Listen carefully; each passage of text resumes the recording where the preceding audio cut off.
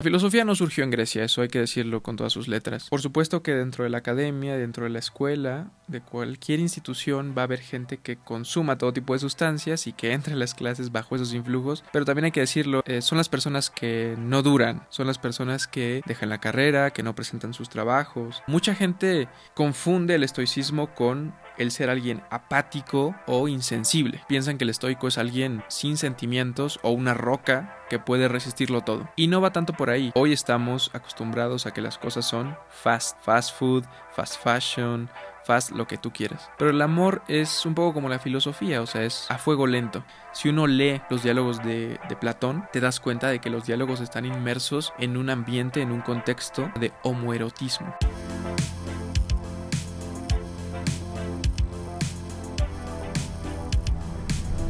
Hola, ¿qué tal? Bienvenidos a otro episodio de Más que un Podcast. El día de hoy nos acompaña Ricardo Costova.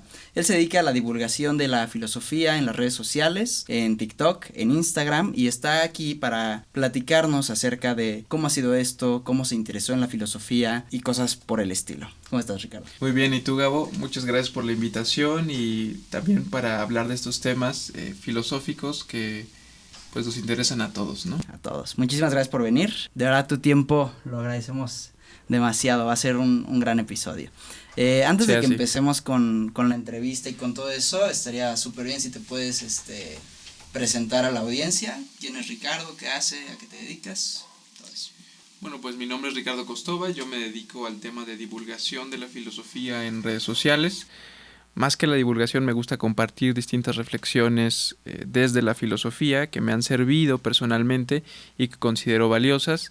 Yo soy egresado de la carrera de filosofía en la UNAM. También he trabajado como asistente de investigación en el Instituto de Investigaciones Filosóficas también de la UNAM, en el Departamento de Publicaciones.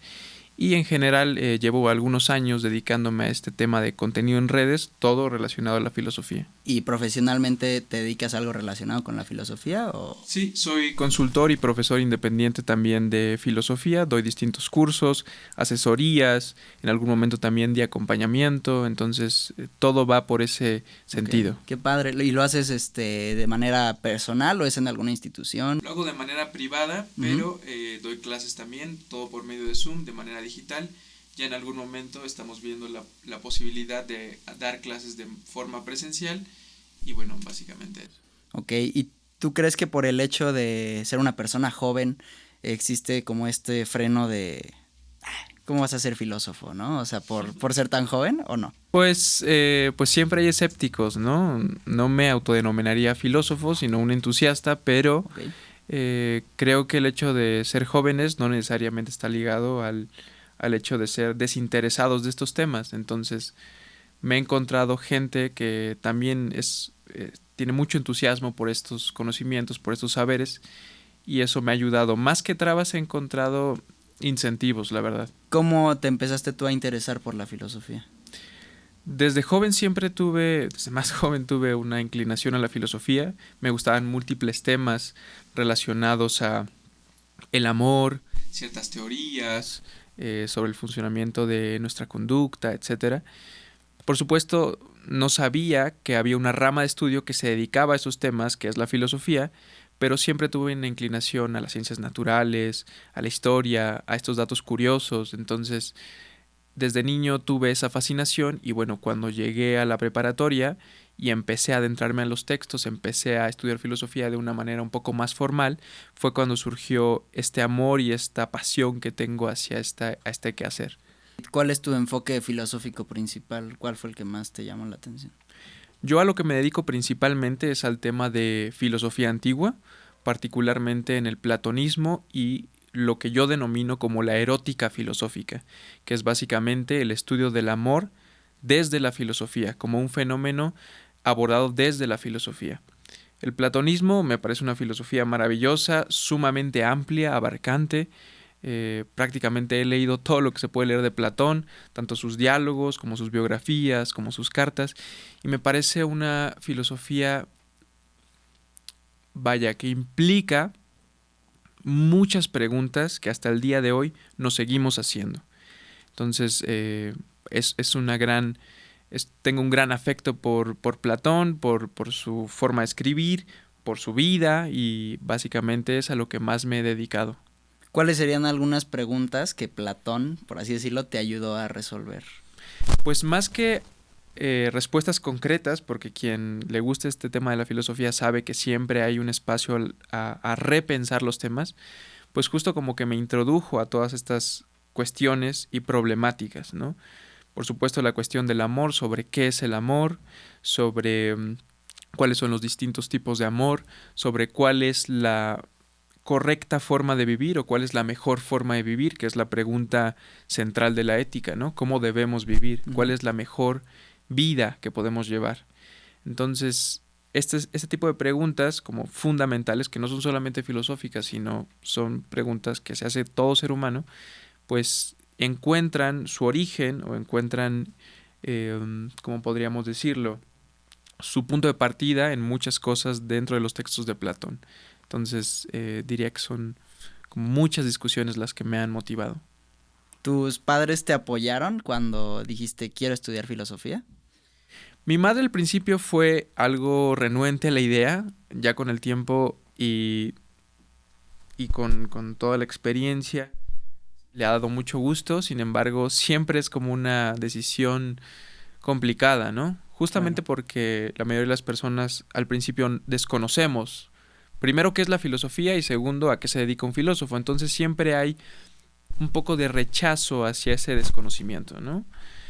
Pero con el tiempo y viendo el entusiasmo, mucha gente pues me dio su ayuda, me dio su visto bueno y sobre todo la verdad es que siempre lo tuve claro en tanto a que quería dedicarme a eso y siempre es pertinente pues confiar en uno mismo, ¿no? Dado que es el propio quehacer. Uh-huh. Y las redes sociales pues como que te ayudaron a todavía pues tú agarrarle más cariño a la filosofía, ¿o crees que no influyó tanto?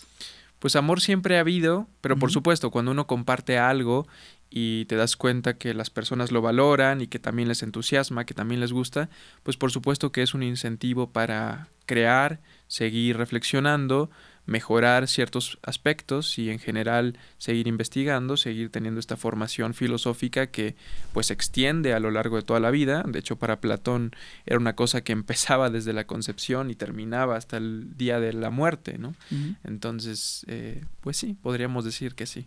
¿Cuál es tu objetivo de compartir este contenido filosófico en redes? ¿Cómo empezaste a decir, bueno, me voy a grabar y voy a subir filosofía? Pues mi proyecto empezó, como muchos, a mediados de la pandemia, por la adversidad de la situación. Creo que muchos estábamos inmersos en una serie de preguntas, en un confinamiento que nos volvía incluso personas hostiles, incluso con nosotros mismos.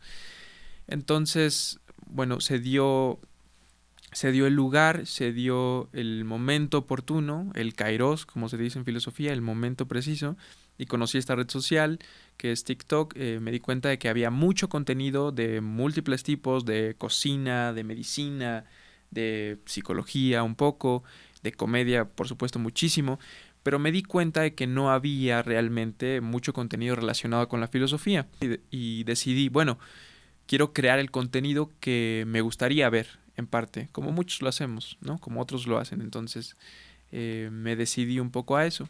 ¿Y ha sido difícil para ti llevar la filosofía a las redes sociales? Pues medianamente. Yo me considero alguien en ciertos aspectos introvertido, entonces sí ha sido complicado. En los aspectos técnicos yo no sabía cómo pararme enfrente de una cámara, cómo escribir un guión.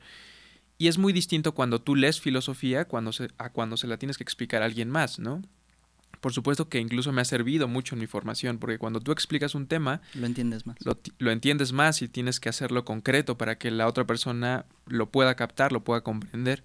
Entonces, hasta cierto punto, ha sido un camino ya más o menos de pues 3 años, empecé en el 2020, en el que he aprendido mucho, en el que no solo de estos aspectos técnicos, sino dentro de la propia filosofía, la necesidad de explicar ciertos temas que yo ya había estudiado me ha hecho aterrizarlos mucho más a la hora de exponerlos y compartirlos, ¿no?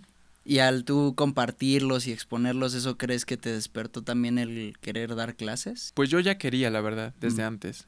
Vaya, yo sé que mucha gente tiene como esta percepción un poco negativa de la docencia, pero a mí siempre me ha encantado. O sea, siempre me he pensado en una universidad con un pizarrón verde, con tizas, explicando alguna teoría de Platón, explicando alguna teoría de Aristóteles, ¿no? Entusiasmando a gente más joven. Entonces, toda esa parte, digamos, romántica de la docencia siempre me ha gustado mucho. ¿Tienes algún docente que recuerdes con mucho cariño?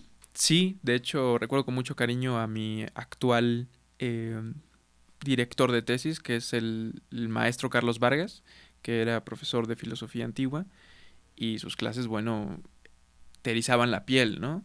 Eran una cosa, pues, muy particular, y por supuesto que uno siempre tiene modelos y te gustaría generar algo similar cuando estés del otro lado, ¿no? Cuando estés enfrente de una clase. ¿De qué es tu tesis, que ahorita que la mencionaste? Mi tesis se titula Sobre el erotismo del logos y es básicamente cómo se relaciona la teoría del amor platónica con sus demás teorías, pero en general cómo permanece esta visión del amor desde sus diálogos de juventud hasta sus diálogos de vejez y cómo es que podemos rastrear esta teoría y esta visión del amor no solamente en diálogos que son tradicionalmente atribuidos al tema, como serían el banquete, el Fedro, el Isis, sino incluso otros diálogos que tienen otras temáticas, incluso políticas, como la República, como leyes, como el diálogo el político. Entonces es básicamente una lectura erótica de Platón, de cómo es que esta teoría del amor que es muy interesante porque en ella convergen pensadores previos a Platón y también convergen o motivó a pensadores que habrían de venir mucho después, ¿no? Como Plotino, Marsilio Ficino, Giordano Bruno, estos platónicos y neoplatónicos que dieron toda una tradición a lo largo de la Edad Media, el Renacimiento y bueno, hasta la modernidad. ¿Y ya estás por acabarla o todavía te falta tantito? Pues voy a paso lento pero seguro. Ok, ¿ya eres egresado? Ya soy egresado, sí. Ok, ¿y harías alguna maestría? Sí, me encantaría. ¿En qué? En filosofía o estoy pensando también en hacerla en filosofía de la ciencia, porque la UNAM también ofrece una licenciatura específica en filosofía de la ciencia. Y para alguien que le interese estudiar filosofía académicamente, ¿tú recomiendas muchísimo la UNAM? O sea, ¿crees que es la mejor opción, al menos en México? Es una buena pregunta. Ayer estaba viendo unos comentarios sobre el tema de la UNAM, donde alguien decía, ¿no? Todos quieren ser alumnos de la UNAM hasta que son alumnos de la UNAM. Y a cierto punto es cierta la frase. Bueno, yo le debo muchas cosas a la UNAM, ¿no? Por supuesto, el conocimiento que tengo, la formación que tengo, ciertas experiencias que tengo. Pero sí que tiene algunos contras que uno debe de anticipar o saber antes de entrar, ¿no? El hecho de que te vas a enfrentar a una serie de conflictos internos en la UNAM que son frecuentes. Los paros. Que motivan paros, que motivan toma de las instalaciones, que motivan una serie de cosas externas que de repente uno como estudiante pues no puedes controlar, ¿no? Entonces, si tienes el callo para aguantar eso, entonces te lo recomiendo. ¿Por qué? Porque tiene planes de estudio muy buenos, algunos no tan actualizados, hay que decirlo, pero los docentes son de primera línea, vaya, en ese sentido creo que ofrecen una formación integral en términos filosóficos y hay gente muy valiosa, hay docentes básicamente los mejores especialistas del área en su tema están ahí en la UNAM, podría decirlo. ¿Cuáles son trabajos comunes que los filósofos podrían encontrar, o los egresados podrían encontrar? Pues por supuesto la docencia, también se puede hacer todo lo que tiene que ver con el tema de la publicación, desde la edición, corrección de texto, desde el hecho de escribir, ser columnista. Yo de hecho ahorita estoy por hacer una columna para la revista Este País. También puedes dar asesorías de todo tipo, cursos externos como lo hago yo, te puedes dedicar a la investigación en algún instituto, como por ejemplo el Instituto de Investigaciones Filosóficas o el Instituto de Investigaciones Estéticas. Hay mucho campo laboral, lo que pasa es que la gente lo desconoce. Hay mucho el estigma, ¿no? De Exactamente. filosofía, pues ¿de qué vas a trabajar? Pues, exactamente. Aquí, te vas a morir de hambre, sí. Ajá, aquí está la respuesta. Hay muchas opciones, pero pues por supuesto que uno siempre tiene que poner de su parte, ¿no? Te digo, la docencia. A mí realmente cuando me dijeron, puedes ser profesor, yo me di por bien servido, porque yo estimo mucho esa profesión. Pero realmente hay muchas alternativas. Hay incluso filósofos trabajando en los comités de ética dentro de los hospitales, en algunas cuestiones de legislación, en todo el aspecto cultural, ¿no? Son muchas las opciones, realmente.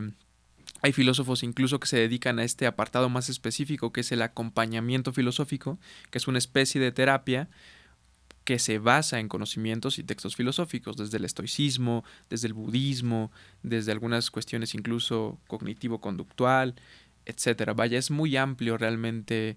Yo siempre le digo a la gente que la filosofía es como un océano y tiene para todos. Si tú eres de esta línea un poco más analítica y te gusta la filosofía de la ciencia, te gusta la epistemología, hay algo para ti. Si te gusta el otro lado un poco más místico, te gusta más temas como la alquimia, la mística en el Renacimiento, la Edad Media, lo hay para ti. Entonces es muy vasto, la verdad. ¿Tú crees que todos deberíamos de estar un poquito más conscientes o conectados de la filosofía? Pues a mí me encantaría, ¿no? No sé si todos deban, Ujú. pero a mí me encantaría porque creo que la filosofía implica una reflexión y un autoconocimiento muy particular que otras disciplinas no ofrecen.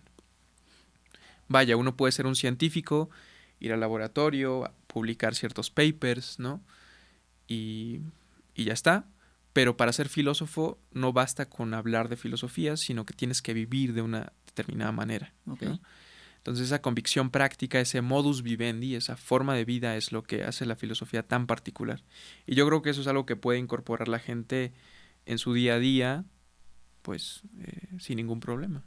¿Y tú crees que en el ámbito político debería, o sea, estaría mejor que estuviera más involucrada la filosofía? Yo pienso que sí, vaya, porque hay cuestiones que desde la filosofía son abordadas que por supuesto que son de primer orden en los temas políticos, como el tema de la justicia, ¿no? ¿Qué es la justicia? ¿O qué es el bien común? Entonces, muchas veces se nos olvida porque, de hecho, la política fue una invención creada en pro de ese tipo de cosas, en pro de la virtud, en pro de la justicia, en pro del bien común, en pro de que las personas viviéramos bien en comunidad, ¿no? Y sin embargo, de forma contemporánea hay un estigma hacia la política que la identifica como el arte de tener y mantener el poder, ¿no? Ujú. A toda costa y sin importar, pues básicamente nada. Entonces, a mí me gusta mucho la política desde una perspectiva filosófica, ¿no? Pero un poco cuando me preguntan, como a Platón en la República, bueno, ¿y qué sistema político o qué partido crees que se adecúa a este ideal? Yo diría, pues básicamente ninguno. Lo que se necesita es una reestructuración y un acercamiento a una verdadera política entendida en su núcleo, ¿no? Ok.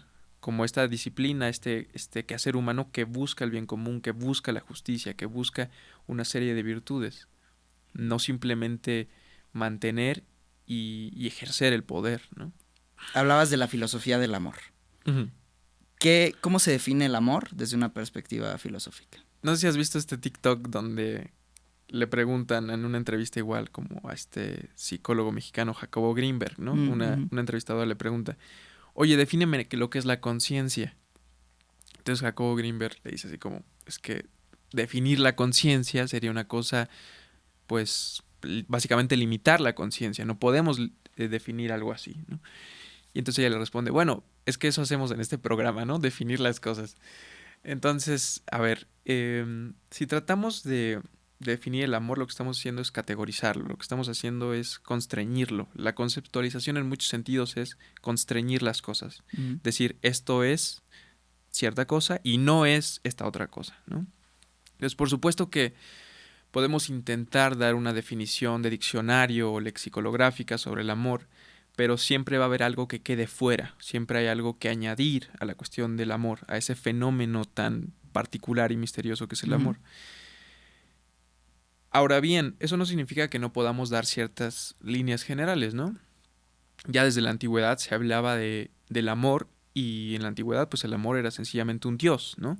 Un dios, el dios Eros, ¿no? Hay un dios primigenio que es el Eros antiguo, el Eros originario, que básicamente se encargaba de unir todas las cosas. Era algo así como el pegamento cósmico. Ok. Básicamente el amor era una fuerza vinculante entre las cosas, que promovía los vínculos. El hecho de que A se relacionara con B, todo lo que permitía la unión en el universo, y era por supuesto uno de los dioses originarios en las cosmogonías griegas. También hay un Eros joven, que es Cupido, ¿no? Este niño alado, que siempre está en compañía de Afrodita, que tiene que ver, por supuesto, con todos los asuntos amorosos de la unión entre amantes, ¿no? Pero Ok. nuevamente es una vinculación. Si nosotros ahondamos en la mayoría de las definiciones del amor, siempre mantienen este aspecto como básico de la unión, de la vinculación, ¿no? Pero bueno, el tema es muy amplio, o sea, podemos decir que el amor es un fenómeno que nos sucede a todos. En términos de la filosofía de la mente es algo que se denomina como la qualia. Es un fenómeno que experimentamos, del cual conocemos, pero no podemos explicar por medios racionales o de lenguaje, ¿no? Es como si yo te preguntara lo siguiente: descríbeme o qué es para ti el hecho de pisar descalzo el césped por primera vez. Curioso. Tienes esa sensación, ¿no? O sea, la Sí, puedes sí, pero no pensar, la puedes... pero parecería que hay dificultades para expresarlo. Eso es la qualia. Y lo mismo ocurre con el fenómeno del amor. Por supuesto que hay distintas definiciones. A mí me gusta mucho cómo lo aborda Platón cuando refiere al eros, al amor, como un intermediario, un intermedio entre los seres humanos y los dioses. Es algo como un elemento intermedio, pero Platón recupera esta visión del amor como un vínculo, como algo que une a las cosas, ¿no? En griego lo menciona como megas daimon, que es un gran demonio, que era un espíritu que conectaba tanto a los dioses como a los seres humanos, y como un elemento metaxu, que es básicamente un intermediario, un intermedio. Y eso también refleja el hecho de que el amor es ambivalente, o sea, puede haber un amor que nos lleva hacia el conocimiento, puede haber un amor que nos acerque a la sabiduría, puede haber un amor que nos acerque a los primeros principios, al conocimiento de la realidad, pero también hay un amor pernicioso que puede incluso caer en un tema de obsesión, que puede caer en un tema más bien patológico y que nos haga daño, ¿no? Entonces, lo que me gusta mucho de la teoría de Platón es que tiene esos dos aspectos como bien dimensionados, ¿no? Y hablando de Platón, ¿de dónde viene el término amor platónico? Amor platónico es un tema como cultural, ¿no? Es un tema que siempre aparece junto con otras imágenes de la filosofía como el superhombre de Nietzsche, etcétera. Es una de las imágenes que ha quedado como muy en el ideario colectivo de la gente, el tema del amor platónico. Sin embargo, cuando pensamos en amor platónico, lo primero que nos viene a la mente es algo así como un amor imposible o el hecho de tener un crush, ¿no? Alguien que te gusta mucho pero que tal vez no te corresponde. Y Platón, pues, no se refiere a eso, al menos en los textos. Cuando Platón habla del amor, incluso mucha gente cuando escribe este tema del amor platónico dice que es un amor meramente hacia las ideas, ¿no? Que es un amor meramente intelectual, ideal. Y eso en cierta medida pues no es tan preciso porque Platón sí describe que el enamoramiento físico es algo así como el primer paso en esta cadena hacia el conocimiento, ¿no? Y en esta cadena hacia el conocimiento que se da por medio del amor. Entonces, cuando Platón habla del amor o de su visión del amor, sí menciona que uno comienza por amar el cuerpo bello de alguien, ¿no? Después pasas hacia la contemplación de los cuerpos bellos en general. Después hacia las ideas o los discursos bellos. Y de ahí alcanzas o debes de dar el paso hacia la contemplación de lo bello en sí, de lo bello absoluto, de la idea de lo bello. Pero es toda una cadena que empieza con lo sensorial, con la carnalidad, ¿no? Podríamos decir que en el amor platónico hay idealidad, sí, porque se dirige hacia el tema de las ideas, pero también hay corporalidad, carnalidad en el amor platónico. Y de hecho él, vaya, no censura para nada el tema de la atracción sexual o del contacto físico. Si uno lee su obra, tiene muchos ejemplos picarescos, amorosos, de este tipo. Entonces, Ujú. lo que normalmente se nos vende como amor platónico dista bastante de la imagen o de la visión de Platón sobre el amor. O sea, se le acuñó un término que pues que no va conforme a lo que Platón decía, ¿no? Sí, podríamos decir que es una interpretación Ujú. un poco sesgada, porque por supuesto que el amor platónico sí se dirige hacia algo pues que podría parecer inalcanzable, que son las ideas, ¿no? Estas realidades que básicamente lo que hacen es conformar todo lo que vemos en el mundo sensible, ¿no? Básicamente todo lo que vemos, los objetos, los fenómenos, lo que estructura el mundo para Platón son esas ideas, esas realidades trascendentes que no son materiales. Entonces podría parecer en ese sentido que se refiere como a un inalcanzable, como a algo imposible, pero Platón sí que ofrece un ascenso hacia esos primeros principios, esas ideas. Entonces, pues es una interpretación un poco rara. Ok. Tengo entendido que en la filosofía hay dos enfoques hacia el amor, que es el eros y el ágape. ¿Es correcto? Pues hay varios, esos son solamente dos. ¿Podrías platicarnos un poquito más? Sí, en realidad está el amor eros, Uh-huh. el amor ágape, el amor storge, el amor filía y por último el filautía. Por supuesto hay muchos más, pero esos son como los básicos, ¿no? Uh-huh. La filautía es lo que nosotros entendemos como amor propio o el amor hacia uno mismo.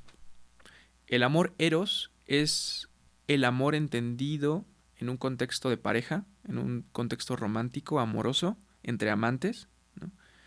Pero también puede ser cualquier tipo de amor. O sea, en realidad, la categoría más amplia para referirse al amor en griego es eros. Y te puedes referir a varios aspectos del amor. Amistades, familia. Exacto, o que amas tal cosa, ¿no? Ok. Está el amor storge, que es un amor de naturaleza familiar, o sea, de los padres hacia los hijos y los hijos hacia los padres. El amor filía, que se da entre los amigos, de hecho es de donde viene la palabra filosofía, ¿no? Amor hacia la sabiduría, en ese sentido fraterno. Y el amor ágape. El amor ágape tiene que ver con ese amor de naturaleza desinteresada, ese amor puro, pleno, y que es un amor devocional, y es en un contexto religioso. Okay. O sea, el amor que tiene el devoto hacia su Dios es el amor ágape, es ese amor devocional, que tiene un contexto, por supuesto, religioso y que después va a ser muy recuperado por el cristianismo, por ejemplo, ¿no? Es el amor de Dios hacia sus hijos. Es un amor en un contexto divino y es como algunos lo refieren como la máxima expresión de este amor caritativo, benevolente y sagrado, ¿no? Pero siempre podemos referirnos a ese fenómeno en general, en términos generales, como eros, ¿no? Como Eros. amor, ¿sí? ¿Crees que el amor es lo que nos hace humanos, hablando filosóficamente? Pues podría ser, sería una tesis interesante, ¿no? Como hablar de un homo eroticus, como de un hombre amoroso, como que la cualidad original del ser humano es amar. Uh-huh. Sin embargo, yo no creo que sea una característica única de los seres humanos, ¿no? Creo que incluso los animales pueden manifestar ciertas muestras de amor. Uh-huh. Creo que es algo que pervive en muchos escenarios. El tema del amor es fundamental porque nos interpela siempre, ¿no? Nosotros venimos al mundo y si tenemos suerte nos encontramos con el amor de nuestros padres, de nuestros hermanos, con la gente que está próxima a nosotros.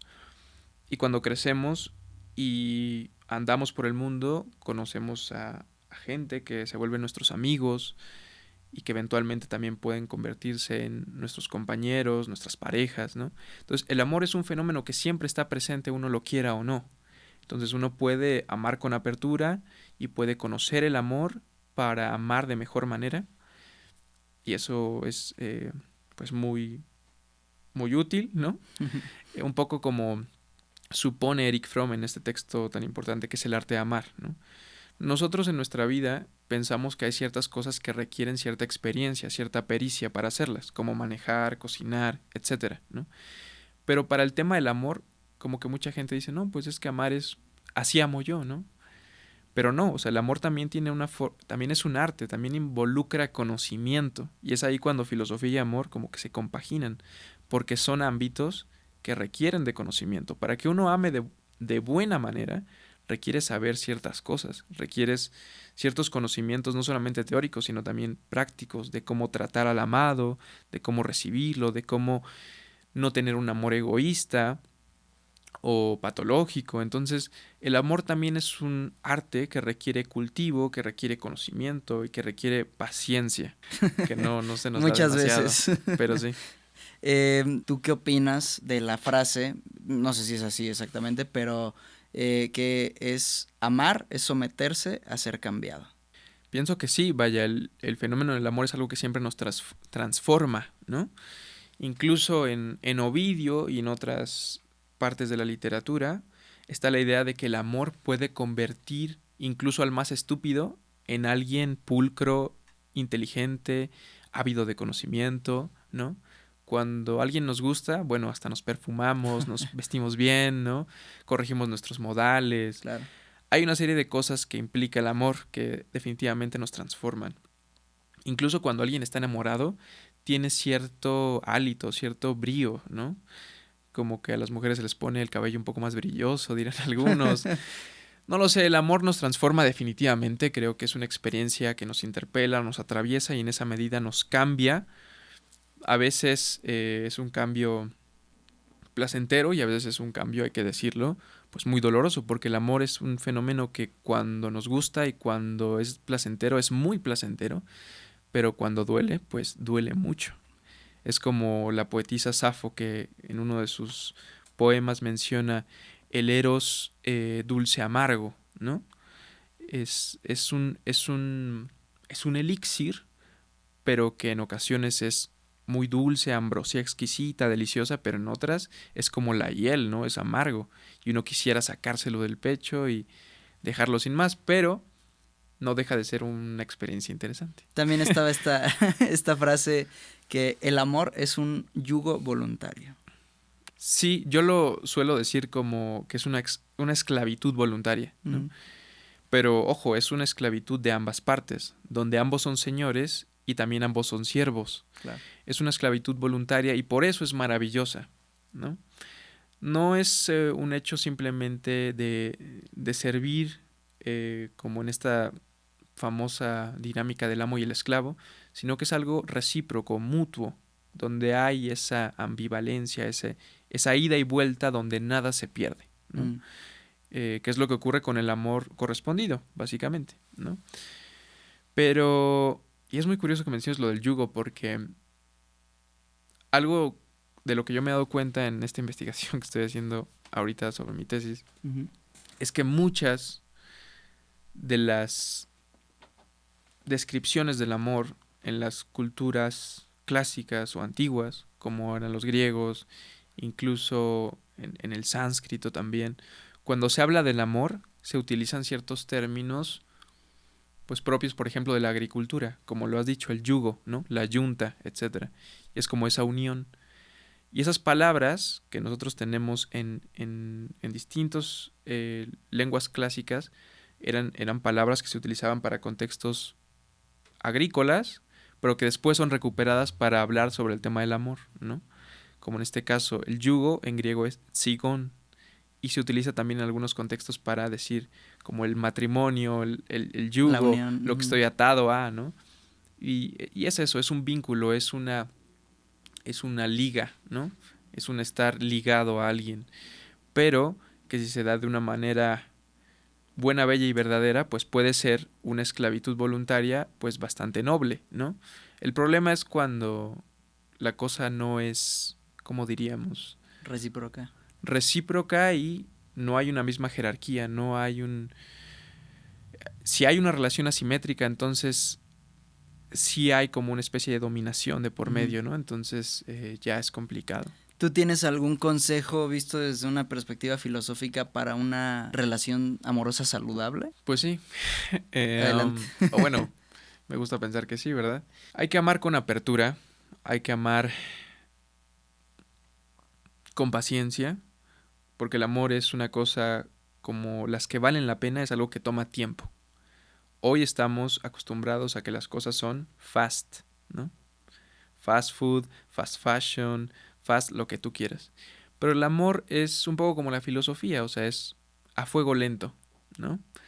Eh, Hay que amar con esa apertura, con esa paciencia, pero sobre todo amar al otro como un individuo, porque muchas veces nos enamoramos no de una persona, sino de la idea o de la imagen que tenemos de esa persona.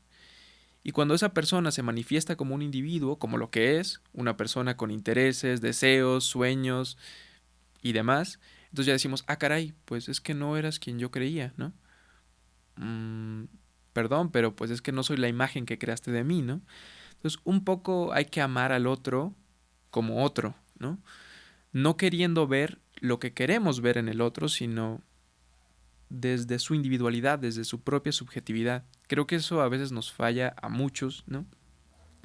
El tema de querer amar, pues sí, la imagen que tenemos del otro y no al otro, ¿no? El amor está dirigido hacia esa alteridad, hacia lo que es completamente otro, a la otredad. Entonces, creo que ese es un buen consejo.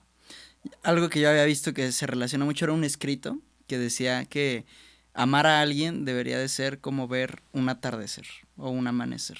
Okay. Que sencillamente lo estás apreciando y dices, wow, qué bonito está, o sea, me encanta, pero que cuando tú ves un atardecer no estás diciendo, ah, pero pues estaría mejor que tuviera un poquito más de rojo allá, ¿no? O que esta nube estuviera más para acá, no, simplemente es, y así es como estás decidiendo apreciarlo y decidiendo amarlo sin intentar cambiarlo.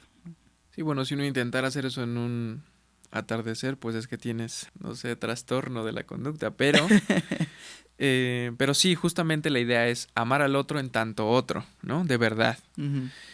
Y amar con esa apertura, por supuesto, buscar la reciprocidad, ¿no?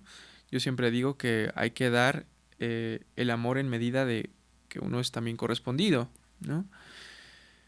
Pero el amor nos cambia, por supuesto, y cuando uno se acerca a otra persona, y por supuesto si esa otra persona es una buena persona, entonces también va a haber un cambio positivo en nosotros, ¿no? Y el hecho de amar al otro no significa que no veamos los defectos del otro, ¿no? Significa que aunque los vemos, lo aceptamos y también motivamos a esa otra persona a crecer, porque el amor pues no tiende a, o no debería de tender al egoísmo. Entonces, está dirigido fundamentalmente hacia algo externo y debe ser así, desinteresado, pues abierto. Si van a amar, amen el todo. Por supuesto, no implica que amen también o que promuevan ciertos defectos en la otra persona, pero sí busquen amar la totalidad y a partir de eso, entonces ya promover un cambio o mejoramiento, etcétera, pero amar del todo, no simplemente algunas cosas que nos convienen o que no son más fáciles de amar, ¿no?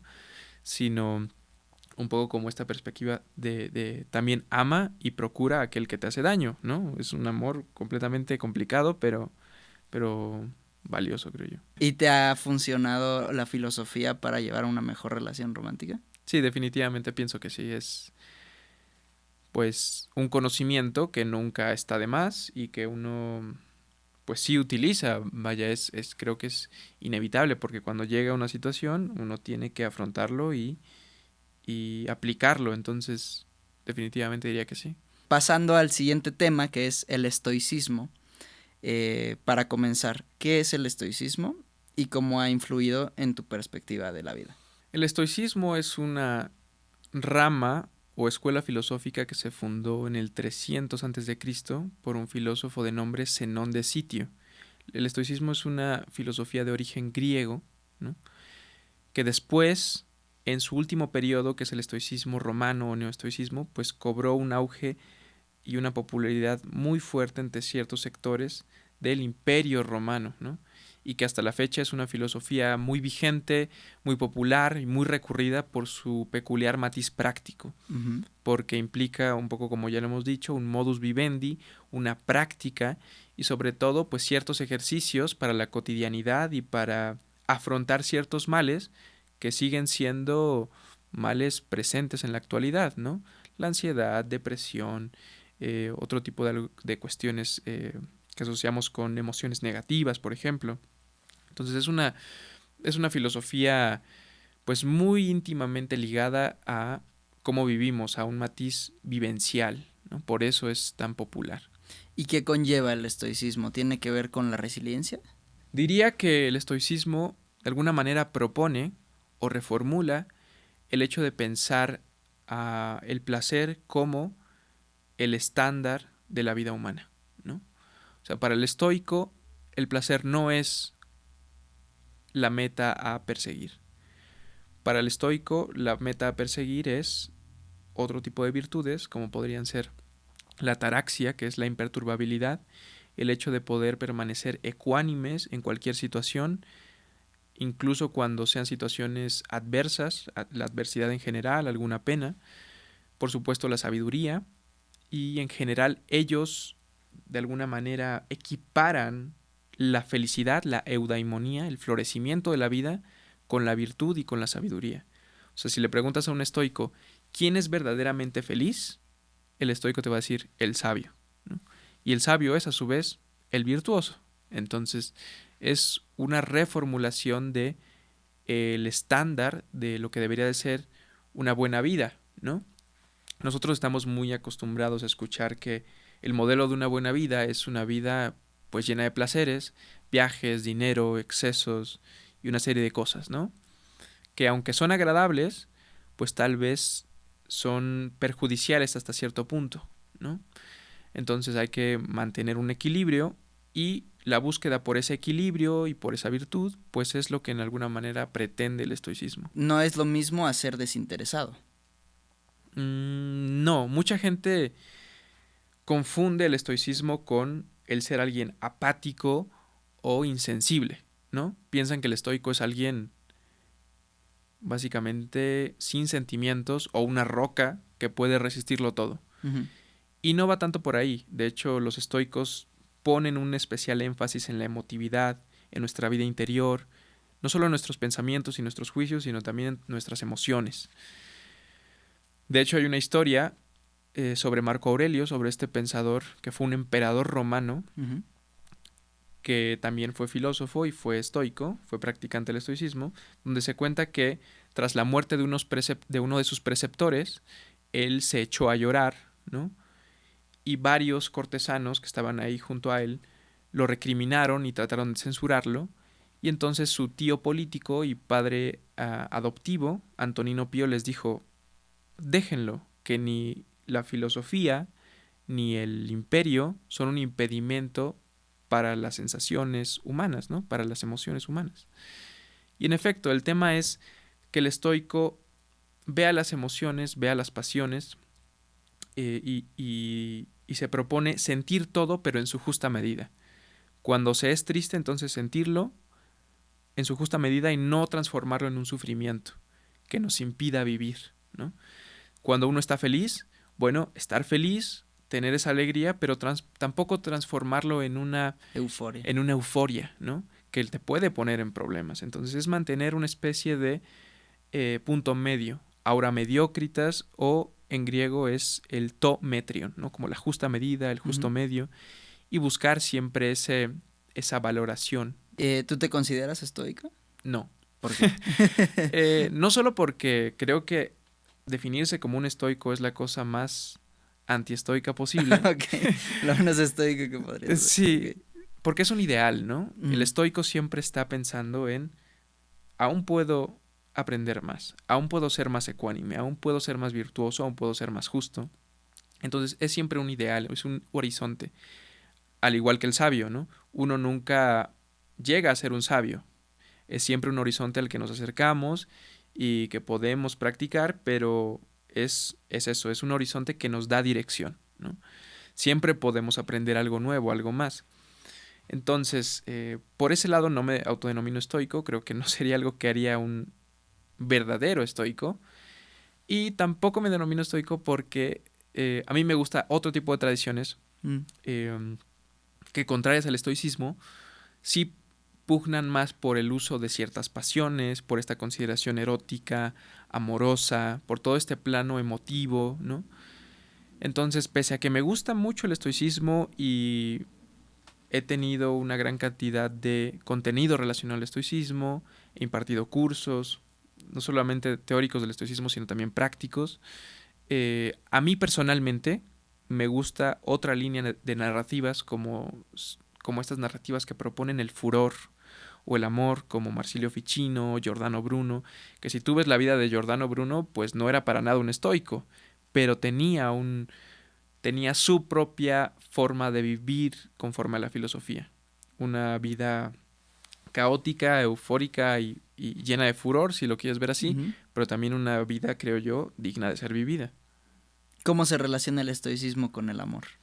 El estoicismo tiene una visión particular del amor, que es el amor caritas, ¿no? En latín. Es ese amor benevolente hacia los demás, donde uno entiende que los demás están sumergidos en las mismas problemáticas, en las mismas dificultades y en el mismo mundo inclemente que nosotros mismos, ¿no?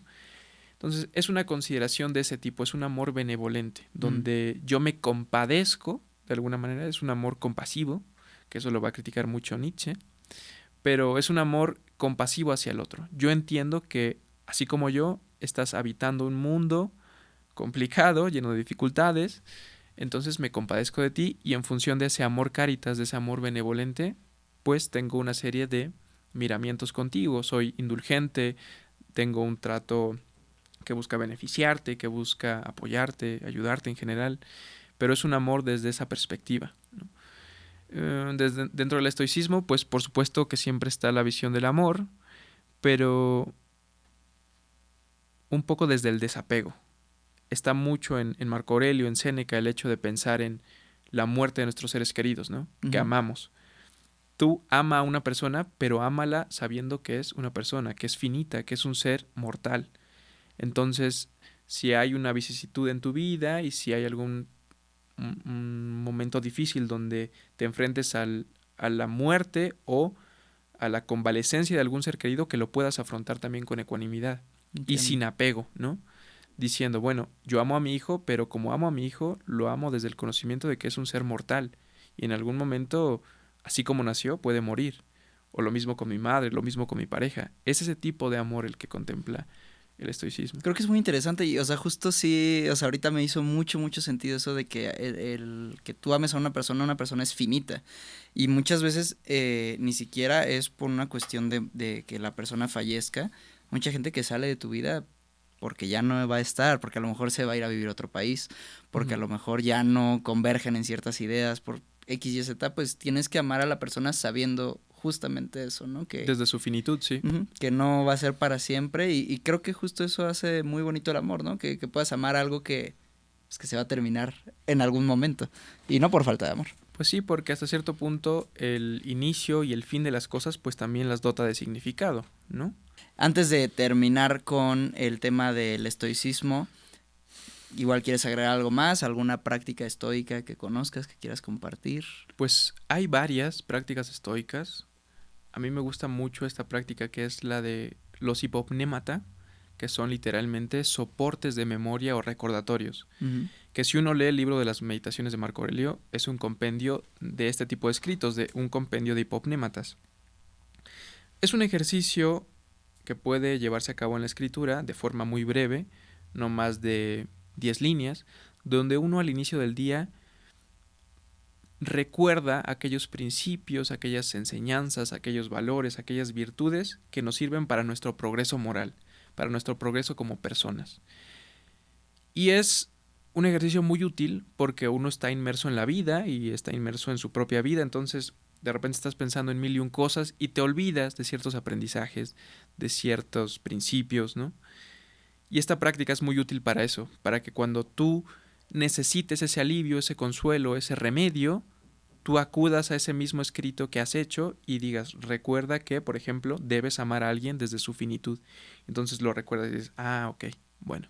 Ya se me había olvidado. Se me había olvidado, pero que es algo que completamente nos pasa. Okay. Estamos muy inmersos en la cotidianidad, pero este ejercicio, que de hecho es lo que hizo Marco Aurelio en las meditaciones, es un texto que tenía por subtítulo Thais Heauton, que es para mí mismo. Entonces era un texto que él no pensaba publicar, era algo así como un breviario donde él iba poniendo los principios y las enseñanzas, los aprendizajes para ser una buena persona. Entonces creo que esa es una práctica muy útil. Por supuesto hay otras, la premeditatio malorum, la autoevaluación nocturna, en fin, la división de aquello que está bajo nuestro control, de lo que no está bajo nuestro control. Pero en general esa práctica de los hipopnématas o recordatorios me parece muy útil y muy llevadera también, porque además no te exige que escribas una tesis, ¿verdad? Claro. Te escribe que de forma concreta, en unas cuantas líneas, tú expongas un principio que consideres pertinente para tu progreso como persona. Pues lo voy a intentar y te cuento cómo me va. Ok, ya entrando al existencialismo. ¿Qué es el existencialismo? Algunos lo refieren como una corriente, una serie de tendencias filosóficas que toma auge en el siglo XX, con pensadores como Jean-Paul Sartre, Simone de Beauvoir, Maurice Merleau-Ponty, incluso Albert Camus. Pero yo pienso que el existencialismo es algo así como un modo de proceder crítico ante un tema fundamental, que es el tema de la existencia. Ok, el sentido de la vida. El sentido de la vida, el sentido de la existencia. ¿Por qué venimos al mundo? ¿Para qué venimos al mundo? Y básicamente, ¿cuál es nuestra condición como seres humanos, como entes que habitan este mundo?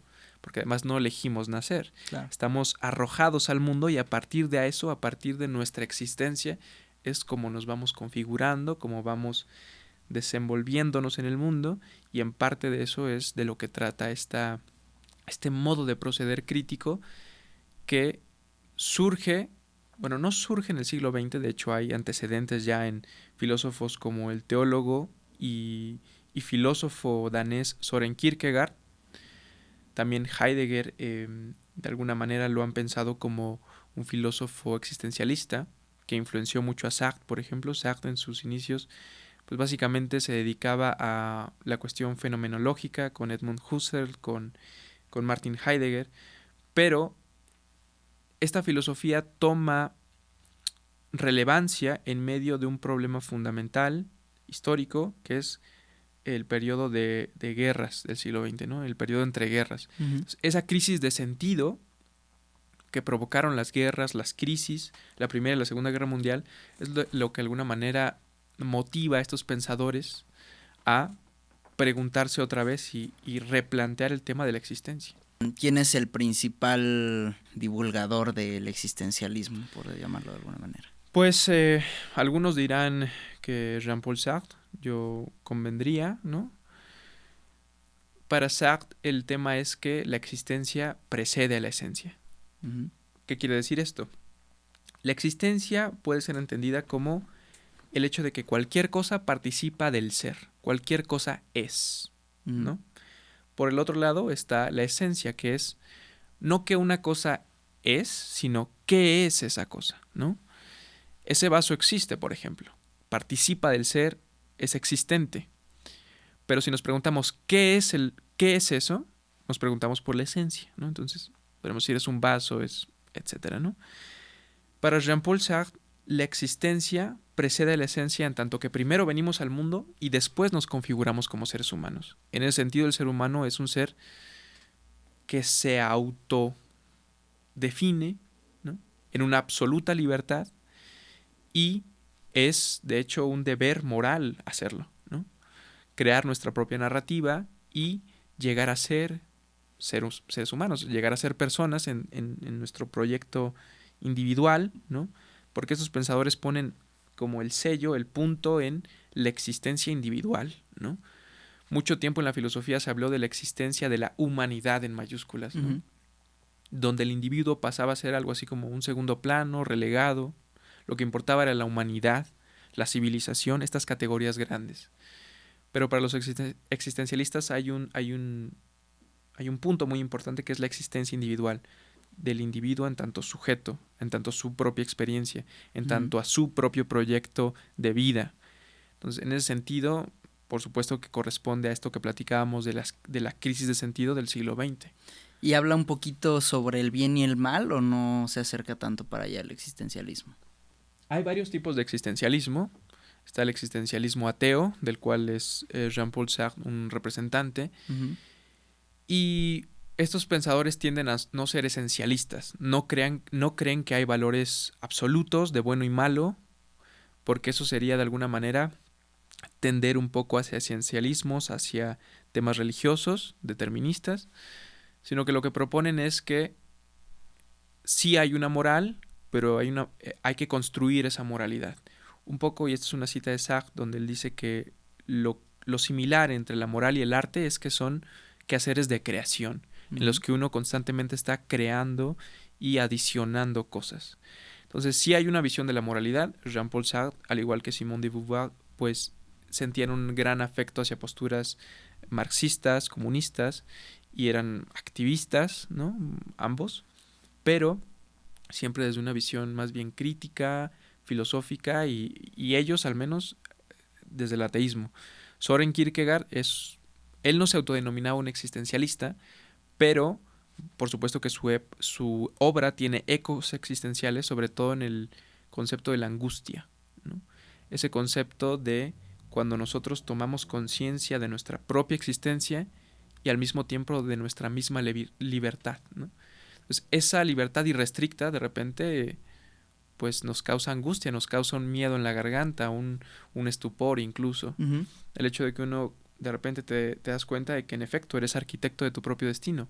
Entonces, eso puede ser un gran lienzo en blanco que te invite a crear, pero también puede ser algo muy terrorífico, porque te dice literalmente, pues eres responsable de ti. De lo que tú hagas. Exacto. ¿Cuál es tu opinión de el hombre nace y se hace malo o nace malo y se hace bueno? Pienso que es una visión reduccionista. Ya lo he comentado en algún momento, pero estas ideas contrapuestas de Maquiavelo por un lado y Rousseau por el otro, donde se dice que el ser humano es bueno por naturaleza y que es la sociedad quien lo corrompe, Uh-huh. o que el ser humano es malo por naturaleza a menos que se le precise ser bueno, pienso que es reduccionista en tanto que hay contraejemplos para ambos casos, ¿no? Por supuesto. Pero sobre todo porque compagino con esta visión existencialista y con una visión también del renacimiento de un filósofo que se llama Giovanni Pico della Mirandola, que proponía que la verdadera naturaleza del ser humano es no tener una naturaleza. Básicamente el hecho de que el ser humano tiene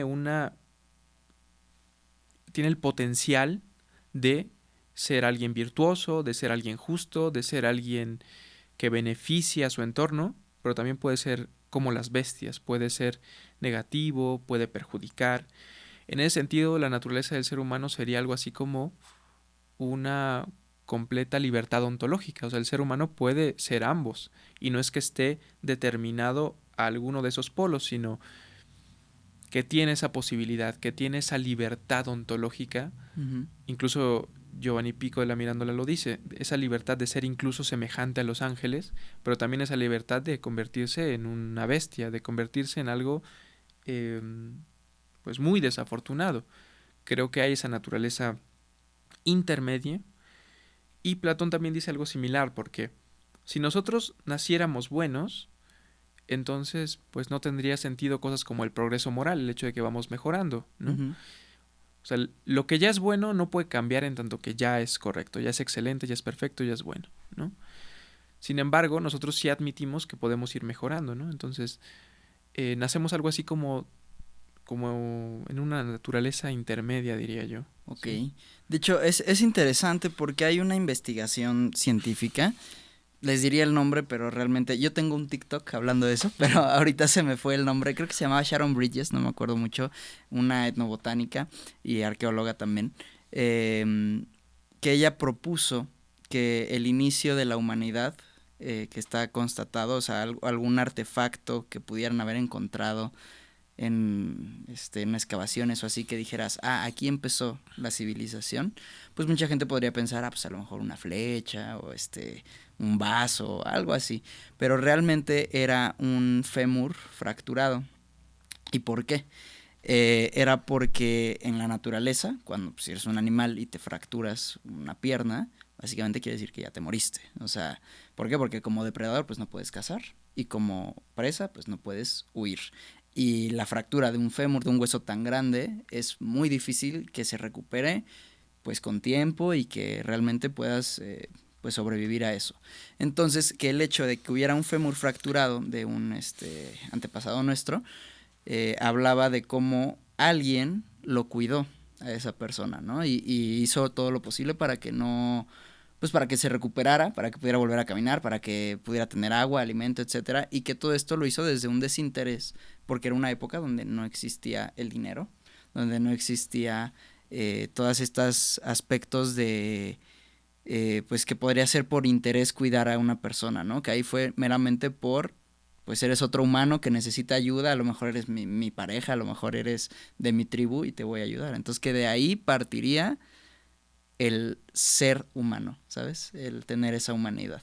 Claro, porque además ayudar a alguien con un fémur fracturado, pues te comprometía. Ajá, claro, era peligroso para Era ti. peligroso para ti, incluso podría implicar un cierto daño. Y sí, vaya, no diría que el ser humano es malo por naturaleza, hay muchos contraejemplos para eso, y tampoco diría que es bueno por naturaleza, hay muchos contraejemplos. Creería en esta indeterminación. La naturaleza del hombre, si es que hay algo así como una naturaleza humana, es la indeterminación, la libertad, la autodeterminación, ¿no? Ya platicando sobre, ya más sobre ti, tu curso. Tú impartes un curso de filosofía. ¿Cuál es el propósito de tu curso? Pues he impartido ya cerca de 24 cursos en total. El más solicitado es este de filosofía clásica, que es un curso que de hecho he impartido a nivel licenciatura en la UAM. Y es un curso que lo que pretende es, en 3 sesiones, repasar este núcleo que es la filosofía clásica en Grecia, por medio de 3 pilares que son Sócrates, Platón y Aristóteles. Cada sesión está enfocada a cada uno de estos filósofos y lo que intentamos es ahondar en su vida, por supuesto, en datos biográficos, en datos históricos, pero sobre todo en su obra y en su doctrina filosófica. ¿Cómo se dio el tránsito de estos pensadores presocráticos al pensamiento moral en Sócrates, por ejemplo? Porque estos pensadores pues reflexionaban sobre cuestiones naturales, ¿no? Sobre el origen de las cosas, sobre el arjé, el primer principio de las cosas, sobre temas que hoy asociamos a la física, ¿no?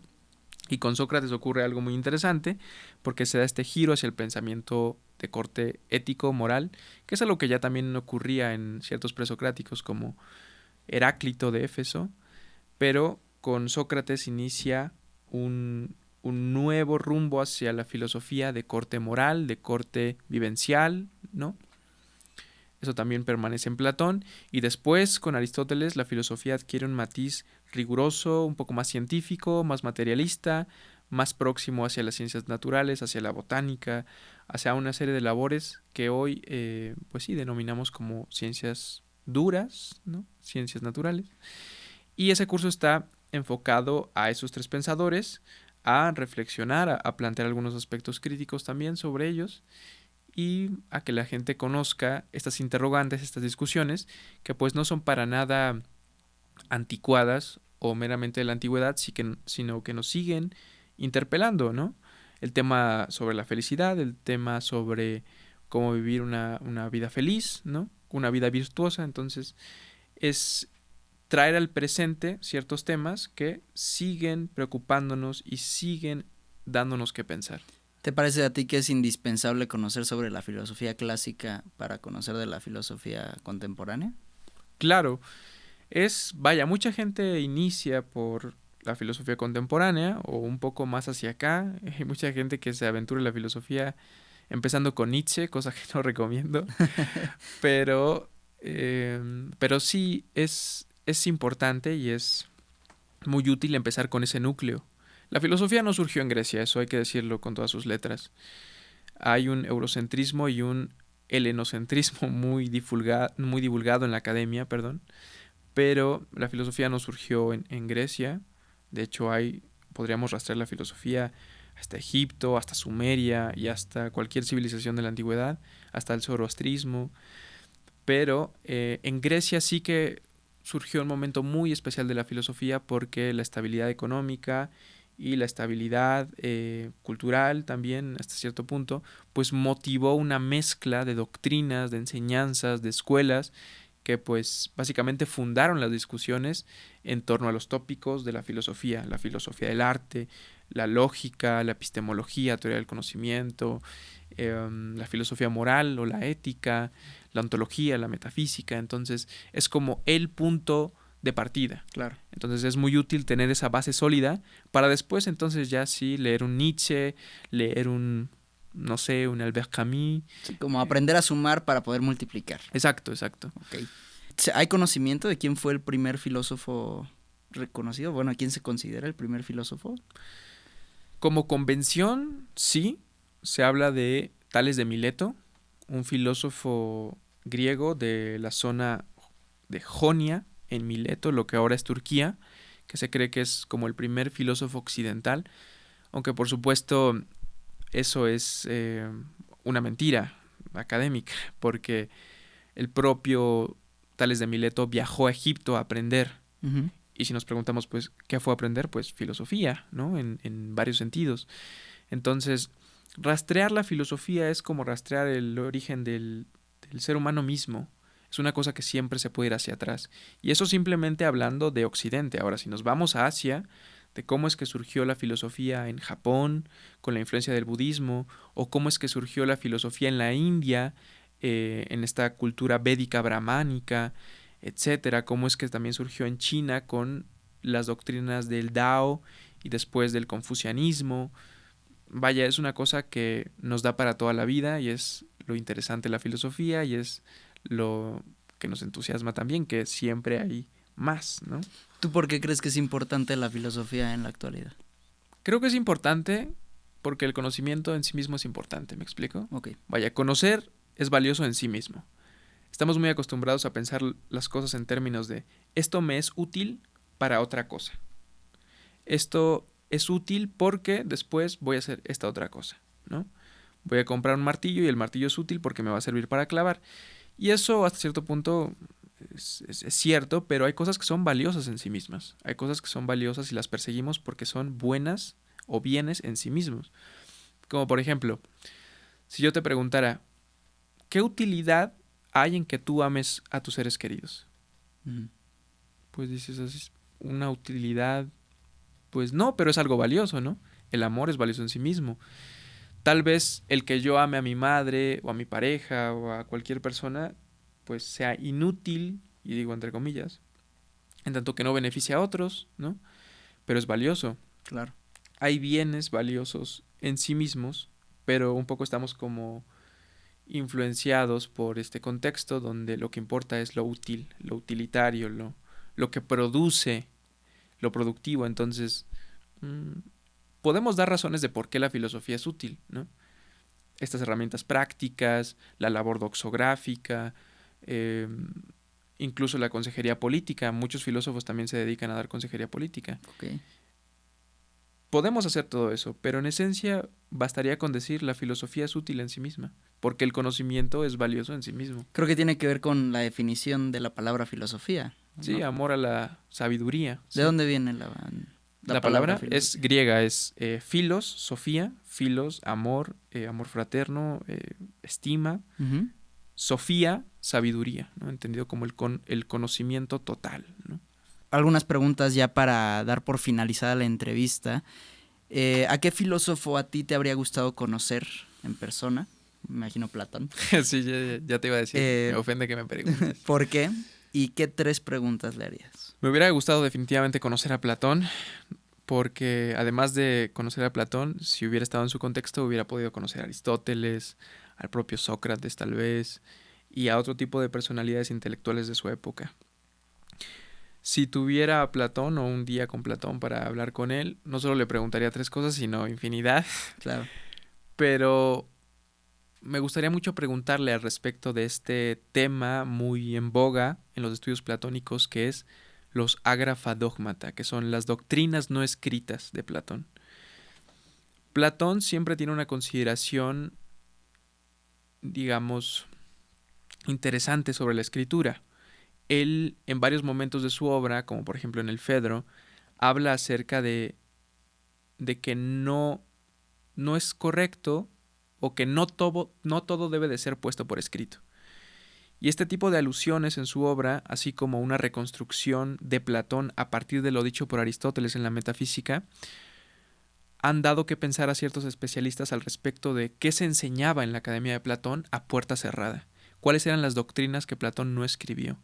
Estas doctrinas que podrían ser de carácter más bien místico, un poco más religioso, un poco más esotérico. estas doctrinas que se enseñaban a puerta cerrada de la academia y que solo algunos pocos iniciados o allegados a Platón conocían.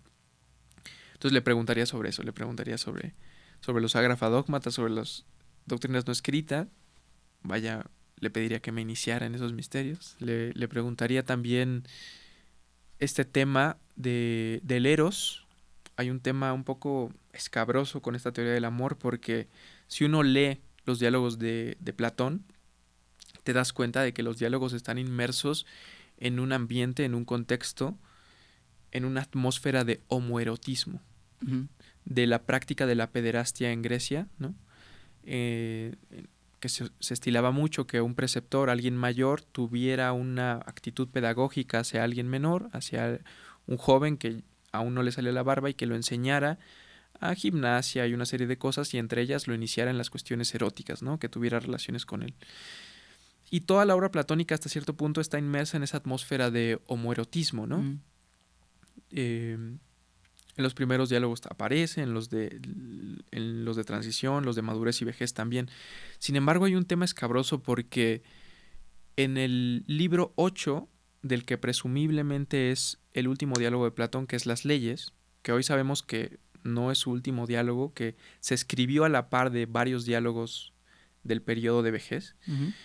En el libro 8 de este texto, Platón básicamente dice que la homosexualidad es inmoral y que la homosexualidad debe de ser prohibida por el Estado. Incluso propone ciertas leyes, o sea, cierta legislación en contra de la homosexualidad y de la pederastia, tanto de varones hacia otros varones, tanto de mujeres hacia mujeres. Entonces, esta parte del libro 8 de las leyes parecería contradecir algo que permanece en toda la obra platónica. Y le preguntaría eso, le preguntaría qué es lo que ocurrió ahí. ¿Qué pasa ahí, papi? ¿Qué pasó ahí? Ahora, podría ser una interpolación tardía, cristiana, probablemente. Es mi hipótesis, no lo sé. Habría que investigarlo un poco más con estos temas de la estilometría, del análisis crítico de los diálogos, de su contenido. Pero es algo que nos da que pensar y sobre todo preguntarnos, bueno, ¿es un diálogo auténtico? ¿Es un diálogo inauténtico? ¿Le metieron mano? Por ahí se dice que hubo un editor, un tal Filipo de Opunte. ¿Se le hizo añadiduras? No. Hay quien dice que el diálogo llegó inacabado. Entonces, ¿por qué el último diálogo, supuestamente, que debería ser el diálogo más refinado en términos teóricos, incluso presenta ciertas inconsistencias, ciertas lagunas? Le preguntaría sobre todo ese tipo de cosas. Ok. En la filosofía, tanto en su estudio actual en la UNAM, en tus profesores, en tus compañeros, y en la filosofía clásica, Sócrates, Platón, ¿qué tanto influía el uso de sustancias, de marihuana, de otro tipo de drogas, para la filosofía? Pues creo que en la actualidad se trata más bien de un estigma, hay que decirlo así. Por supuesto que dentro de la academia, dentro de la escuela, de cualquier institución va a haber gente que consuma todo tipo de sustancias y que entre a las clases bajo esos influjos, pero también hay que decirlo, son las personas que no duran, son las personas que dejan la carrera, que no presentan sus trabajos, porque hasta cierto punto la filosofía es una labor complicada. Uno tiene que estar consciente y requiere de toda tu atención, de todo tu esfuerzo intelectual. Entonces, es muy difícil hacerlo bajo influjos varios, ¿no? Uh-huh. Ya sea alcohol o cualquier tipo de droga. Por supuesto que hay un uso recreativo y más tarde en el banquete o en la sobremesa podría darse el caso, pero en el momento de escribir un artículo o en una clase es algo que no aconsejaría y que tampoco creo que las personas que se dedican de lleno a esta cuestión lo hagan. Por supuesto, los profesores son reservados en ese aspecto, pero tampoco es como una cosa que se estile, es más bien una visión externa que se tiene, pero lo diría así, no son las personas que permanezcan en la academia. Ahora bien, en la antigüedad, pues también se consumían este tipo de sustancias y también había un contexto ritual y religioso sobre el consumo de ciertos psicoactivos, ¿no? Por ejemplo, los iniciados de Eleusis, de los misterios eleusinos en Grecia, que era un culto mistérico de iniciación para con la diosa Demeter y Perséfone, era todo un culto con iniciados, etcétera. Ellos tomaban una bebida de nombre Kikeon, que tenía, bueno, varios elementos, pero lo que hacía esa bebida era provocar un éxtasis, una euforia, pero en un contexto ritual religioso. Entonces, había este tipo de prácticas, había iniciados en esos misterios. Platón y Sócrates se iniciaron en los misterios eleusinos. De Aristóteles tenemos duda. Marco Aurelio también se inició en los misterios eleusinos. Entonces, es gente que practicaba, por supuesto, de la reflexión racional, a cierto punto científica, eh, lógica, pero también eran hombres de su tiempo y tenían estas prácticas religiosas y ritualísticas, donde había esta ingesta de sustancias con un fin específico que distaba un poco de el mero uso recreativo. Ok, entiendo. Entonces, un poquito en la actualidad un estigma social que pues tú consideras que no es muy verdadero. Pues hay las personas, lo repito, hay quien, pero Pero- diría son los que no están de lleno en el quehacer. Ok, entiendo. ¿Qué se necesita para ser un filósofo? O sea, ¿cuándo alguien puede ser nombrado un filósofo? ¿Y una inteligencia artificial podría llegar a serlo? ¿Qué se necesita para ser un filósofo? Es una pregunta muy complicada.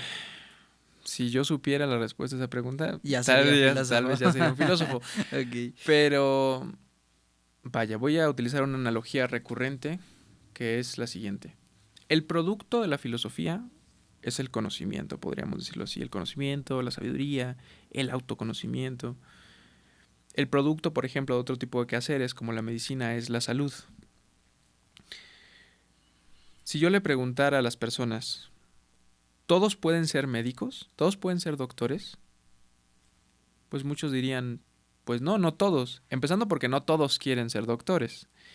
Y en segunda porque no todos podemos. Vaya, el ser doctor requiere además de una vocación particular, requiere una serie de conocimientos, una serie de disposiciones, un Claro. pulso, todo, ¿no? Vaya, no es una labor sencilla. La vocación del médico no es para todos, pero el producto de la medicina sí, que es la salud. Pasa algo similar con la filosofía. La vocación del filósofo no es para todo mundo, pero el producto de la filosofía, que podríamos decir el producto, no me gusta decirlo así, pero ese resultado es el conocimiento, la sabiduría, la virtud, pues sí es para todos, entonces hay que compartirlo y hay que esparcirlo. ¿Qué se necesita para ser filósofo? Pues yo creo que, un poco siguiendo a Platón, lo que dice en la República, facilidad de aprender, buena memoria, una disposición noble en el carácter, por supuesto no ser una mala persona, porque la filosofía es un modus vivendi, y en general un semblante ecuánime, una serie de virtudes que acompañan a este quehacer, y sobre todo la disposición, porque la filosofía no es algo sencillo. Te enfrentas a textos, te enfrentas a autores que nacieron hace 2000, 2500 años, entonces la distancia es inmensa, la bibliografía también, entonces es complicado. Entonces se requiere un verdadero amor por la sabiduría. Eso es lo que se requiere para empezar. Claro. Un amor auténtico, verdadero, desinteresado. No querer enriquecerse, no hacerlo por una imagen de pseudo intelectual, no hacerlo por el reconocimiento de los otros, sino preguntarnos de verdad, bueno, yo por qué querría esto, ¿no? Me entiendo. Y dado esto, ¿una inteligencia artificial podría ser un filósofo?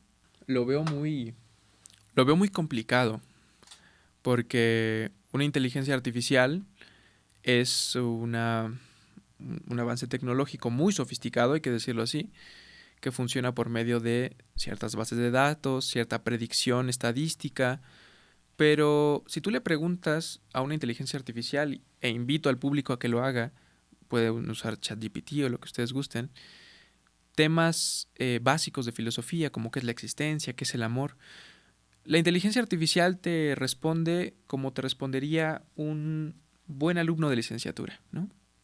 Te da la respuesta lexicolográfica de diccionario, lo que te encuentras en Wikipedia, en alguna otra enciclopedia, pero realmente no hay un tratamiento profundo de los temas como sí lo haría pues cualquier investigador, cualquier filósofo. Entonces, por supuesto que la inteligencia artificial es una herramienta útil, pero tampoco hay que deslumbrarnos, hay que entender que ese estupor que de repente nos genera la inteligencia artificial es porque no sabemos su funcionamiento. Cuando realmente vemos cómo funciona esta predicción y este uso de la inteligencia artificial, nos damos cuenta de que no es tan sofisticado y que pues realmente nos arroja eso, respuestas pues muy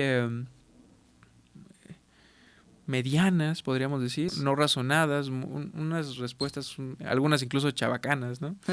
Entonces, dudo mucho que en el corto y mediano plazo pueda haber una inteligencia artificial que capaz de filosofar. Capaz de filosofar.